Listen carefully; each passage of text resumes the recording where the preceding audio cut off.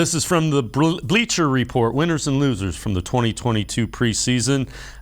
Losers, the Browns' passing game. Browns' passing game was dreadful in their lone outing with Brissett in the preseason.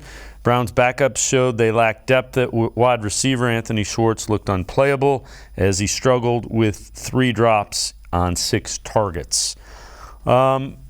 Tim, that's fair enough, but again, there's no Amari Cooper, there's no Nick Chubb, there's no Kareem Hunt, there's no Joel Bitonio, and there's no Jack Conklin. So in some instances, you were playing your backups against other team starters. Yeah, and I think the other thing to know from that game is Jacoby Brissett threw 23 times, and he still didn't even play the final minute or two of the first half. I mean, if he's throwing 23 passes in a half, then something went very wrong in the game plan and in the offense. I mean, they're going to run the football a lot more in the regular season, especially with Nick Chubb and Kareem Hunt out there, maybe even Dearness Johnson certain times. It's clear from the way that they approached that game, they're going to try to throw a lot, try and get Jacoby Brissett, some work in the passing game, and it's clear also they wanted to target Anthony Schwartz a lot. They wanted to feature him a little more to try and get his confidence up, and it went the other direction. Obviously, got tackled. There was the interception where he got tackled, which probably should have been a penalty that wasn't called. He had those 3 drops. He got booed in that first half, so obviously that was a negative.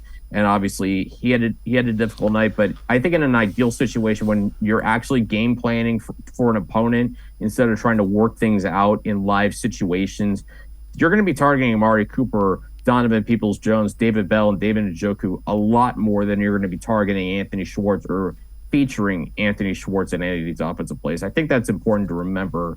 Maybe even more so Kareem Hunt or Harrison Bryant. That's just the nature of the way this offense is going to be, and it's clear that they were working on certain things.